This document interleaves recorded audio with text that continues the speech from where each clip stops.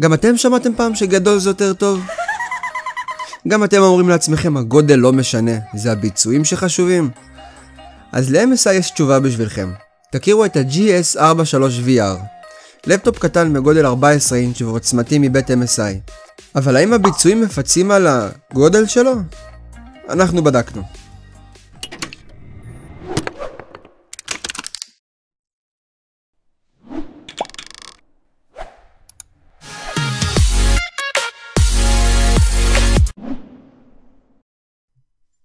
חברת אנטק היא נותנת החסות הרשמית של המכורים לחומרה.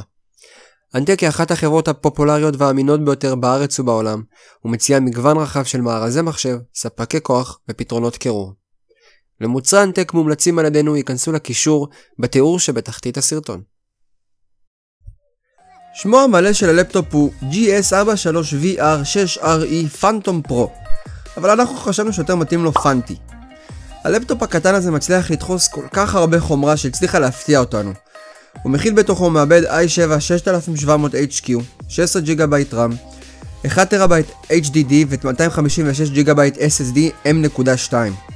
אבל מה שהפתיע אותנו הוא ה-GTX 1060 עם 6 GB, דווקא בלפטופ בגודל 14 אינץ' ועוד בעובי של 23 מילימטר. לשם ההשוואה, ה-GL553 של אסוס, אותו סיקרנו, מגיע עם מפרט כמעט זהה ו-GTX 1050 Ti, מסך 15 אינץ' ועובי של 30 מילימטר. היכולת לדחוף את כל העוצמה הזאת ל-14 אינץ' היא מדהימה, אבל היא לא באה בלי מחיר, ועל המחיר אנחנו נדבר קצת בהמשך. העיצוב של פנטי הולך בשפת העיצוב של דגמי ה-GS מ-MSI, עם ציפוי אלומיניום כהה, לוגו הדרקון המוכר של MSI זוהר לו על הגב של המסך, וגוונים של אדום שבאים לידי ביטוי מסביב לעכבר, במקלדת, בלוגו ואפילו בפתחי האוורור. MSI שמרו על פנטי קל ודק יחסית, במשקל שרק 1.8 קילוגרם ועובי של 23 מילימטר. הלפטופ אומנם עם מסגרת מסך קצת יותר גדולה ממה שהיינו רוצים לראות בלפטופ של 14 אינץ', אבל הוא עדיין קטן בצורה משמעותית מלפטופים של 15.6. איכות הבנייה של פנטי לא נפגמה ולא נראה שהיו פשרות משמעותיים בעיצוב הקומפקטי שלו. החומרים חזקים. המסך מרגיש גמיש מדי ורופף, אבל שאר הלפטופ בנוי בצורה טובה. עיצוב המתכת המוברשת פחות לטעמי, אך העיצוב הזה שומר עליו מפני טביעות אצבע. הלפטופ מצויד בכל החיבורים שצריך לבקש מלפטופ גיימינג. בצד השמאלי נמצא חיבור אינטרנט קילר גיימינג של קואלקום, חיבור USB 3, קורא כרטיסי SD וחיבור מיקרופון ואוזניות. בצד האחורי שלו נמצא חיבור מיני דיספלייפורט, ובצד הימני חיבור HDMI, חיבור USB 3 וחיבור Thunderbolt המבוקש סוף סוף. פנטי מגיע מצויד במסך IPS 1080p מעולה, שהיה חד עם צבעים חדים וגימור מת. המסך היה ברמת צפיפות של 157 ppi וכיסוי sRGB של 85.2%. אנחנו מאוד אהבנו אותו והזוויות צפייה שלו היו טובות מכל זווית. הוא מגיע ללא G-Sync, כן, אני יודע, היום בלפטופים כבר צריכים להגיע עם G-Sync. זה אולי יגרום לחוויית משחק פחות חלקה, אבל אנחנו לא ממש הרגשנו בזה כל כך. המסך הקטן שומר על חדות ובהירות גם ברמות נמוכות יותר. משחקים וסרטים היו עליו נראים מעולים וחדים. גימור המט של המסך לא מוריד מהאיכות שלו ומונע השתקפויות של אור על המסך, אז זה רק יתרון. MSI שיתפה פעולה עם חברת סטיל סיריוס כדי ליצור מקלדת שתרגיש כמה שיותר כמו מקלדת מכנית עם תגובה טובה. היו לנו ציפיות גבוהות מהמקלדת, שכן היא באה מחברה שאמורה להיות מומחית לכך. היא בהחלט עמדה בכל הציפיות שלנו. המקשים היו עקביים ולא היה הבדל בין איך כל מקש מרגיש, הם כולם הרגישו אחידים בעת הלחיצה. המקלדת מהירה, נוחה ושקטה. היא מגיעה ללא נאמפד, שזה מובן בהחלטה שעושים בלפטופ בגודל 14 אינץ', צריך לקצץ איפשהו. המקשים נשמרים בגודל טבעי בגלל שאין נאמפד. הם מרווחים טובים ביניהם כדי לאפשר הקלדה מהירה ומדויקת. המקלדת נתמכת על ידי התוכנה של סטיל סיריוס Engine 3, וניתן דרכה לערוך מקרואים ולשמור פרופילים, וגם לשנות את עוצמת התאורה האדומה של המקלדת.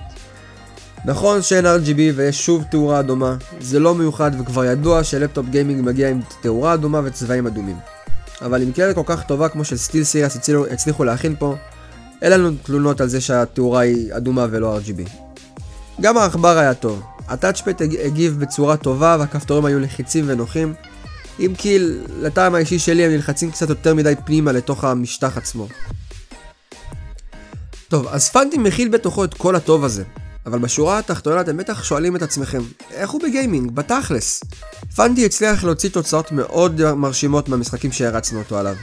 משחקים פחות כבדים כמו GTA וקרייסיס 3 רצו עליו מעולה עם מקסימום FPS שהגיע ל-78 ב-GTA ו-74 בקרייסיס, ומשחקים יותר חדשים השיגו תוצאות גנן מאוד מרשימות. ממוצע FPS בהיטמן עמד על 59 וב-Ghost Recon Wildlands על 61, GTA הצליח להשיג ממוצע של 64 וקרייסיס 3 51. המספרים מאוד מרשימים. אבל זוכרים את המחיר שנאלצים לשלם כשמתכננים מחשב כל כך חזק בתוך בנייה קטנה? זה שדיברנו עליו בהתחלה. MSI וכל חברה שמנסה לבנות לפטופ חזק וקטן צריכה להתמודד עם בעיה אחת עיקרית, הטמפרטורה. MSI ציידו את הלפטופ ב3 יציאות אוויר ומאווררים על מנת להצליח לקרר את הדבר הזה. הלפטופ מתחמם, הוא מגיע אפילו לאזור ה-80 מעלות. המאווררים וצלעות הקירור מצליחים אמנם להרגיע אותו טיפה, ולא ממש הרגשנו את הטמפרטורות הגבוהות על משטח הלפטופ עצמו בצורה שהיא מוגזמת לטעמנו. אז בשורה התחתונה, האם פנטי הוא קנייה שווה?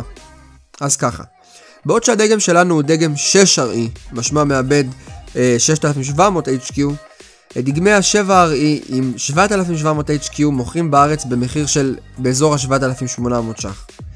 נכון, זה סכום לא קטן בכלל, ובמחיר כזה אפשר למצוא לפטופים חזקים יותר.